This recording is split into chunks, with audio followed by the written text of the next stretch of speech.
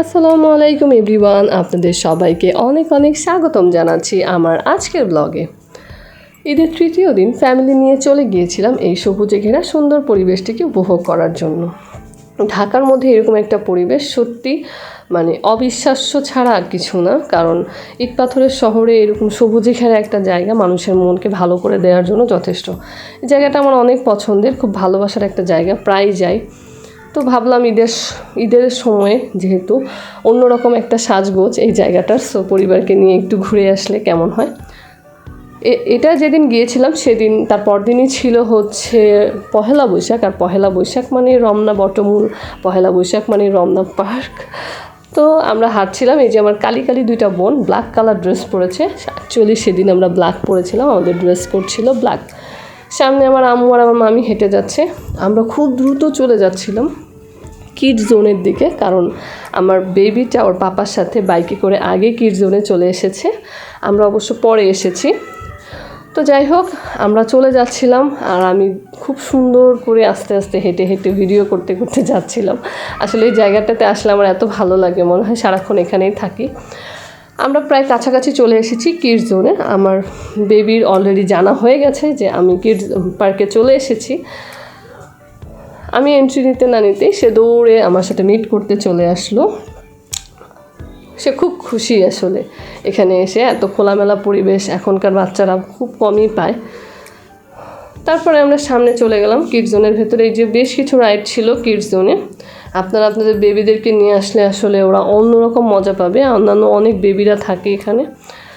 আমার বাচ্চা এখানে আসলে শুধু স্লিপারটাতেই উঠতে কমফোর্ট ফিল করে, সে খুবই ভয় পায় অন্যান্যগুলোতে উঠতে, সে কিছুতেই উঠে নেই, সে জাস্ট স্লিপারেই উঠেছিল, তারপরও জাস্ট একবার, এরপর তাকে আর উঠাতে পারিনি।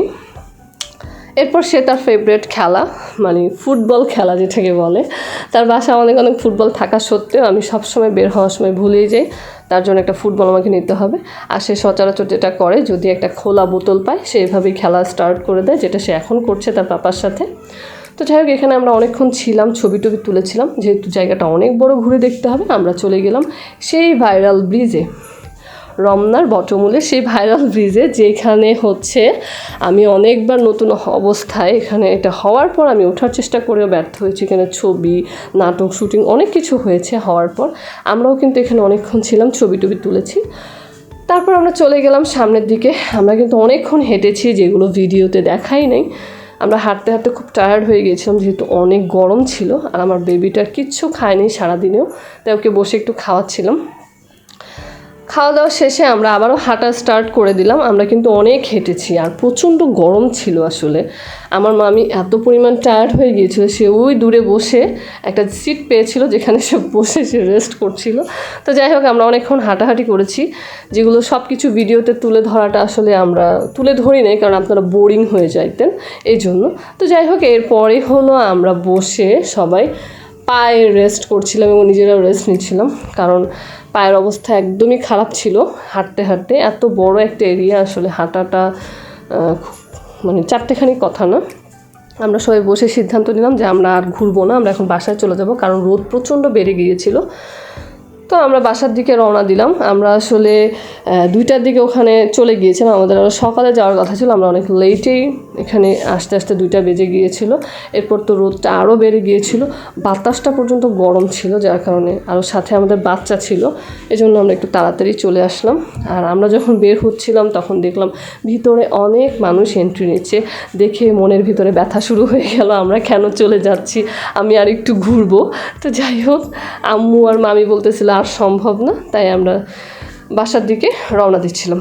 ঠিক ওই সময় একদম গেটের কাছেই আম্মুর একটা হলুদ ফুলের গাছ খুবই ভালো লাগলো। সে বলল এটার একটা ছবি ক্যাপচার করে নিতে, কিন্তু আমি বললাম তুমি দাঁড়াও, তোমার সাথেই ক্যাপচারটা করি, শুধু ফুলের ছবি তোলার দরকার নেই, একটা স্মৃতি থাকবে। এখানে আবার একটু স্টে করলাম, ছবি টবি তুললাম, দেন আমরা বাইরে বের হচ্ছিলাম বাসায় ফেরার জন্য।